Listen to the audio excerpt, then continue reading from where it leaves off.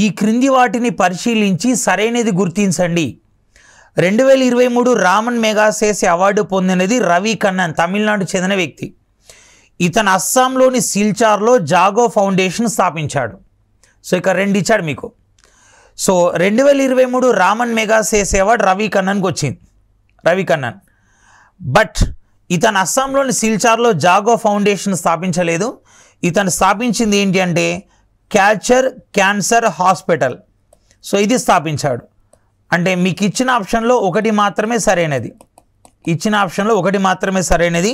So అంటే answer so రెండోది అవుతుంది. ఓకే.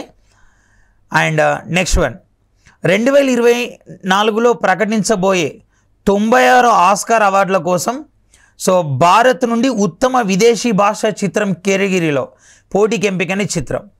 యాక్చువల్ ఆస్కార్ మనకి 23+1 కేటగిరీలో ఇస్తారు.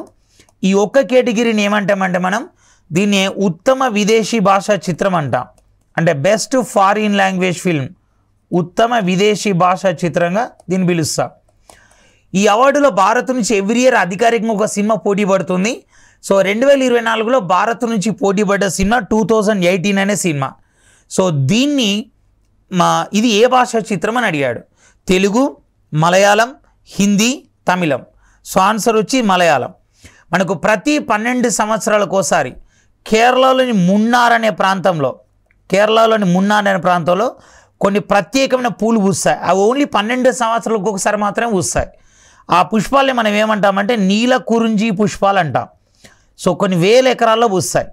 ఆ నీల కురుంజి పుష్పాలు యాక్చువల్గా 2018 ఆగస్టులో సో పుష్పించే టైం వచ్చింది. అప్పుడే అనుకోకుండా కేరళలో వరదలు వచ్చినాయి. దాన్ని బేస్ చేసుకున్న సినిమా వచ్చింది. అదేంటంటే 2018 మలయాళీ భాషా చిత్రం. అండ్ ప్రతిష్టాత్మక టైమ్ మ్యాగజైన్ 2023 గాను ప్రకటించిన అంశాల్లో సరికానిది గుర్తించండి అన్న.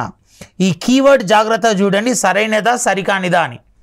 సో టైం పత్రిక వాళ్ళు మంచి కోసం కానీ చెడు కోసం కానీ ఎవరైతే ఎక్కువగా వార్తల్లో ఉంటారో వాళ్ళని పర్సన్ ఆఫ్ ద ఇయర్గా, అండ్ ఎవరైతే ఎక్కువగా అత్యుత్తమ ప్రతిభ కనబరుస్తారో వాళ్ళని sports person of the year or athlete of the ఇయర్గా గుర్తిస్తుంది. సో 2023 సంవత్సరానికి person of the year Taylor Swift. ఈమె గతంలో 2017 సంవత్సరంలో గుర్తించబడ్డది అండ్ 2023 సంవత్సరంలో గుర్తించబడ్డది. సో టైం పత్రిక చరిత్రలో 2 సార్లు గుర్తించబడ్డ ఏకైక మహిళగా టేలర్ స్విఫ్ట్కు ప్రత్యేకత ఉంది.